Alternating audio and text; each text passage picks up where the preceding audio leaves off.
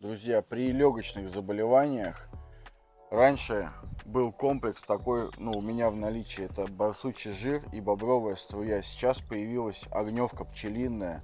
Это очень классное средство при астме, при туберкулезе и при других различных заболеваниях легких. Всем рекомендую, то есть в комплексе пить струя, огневка и барсучий жир.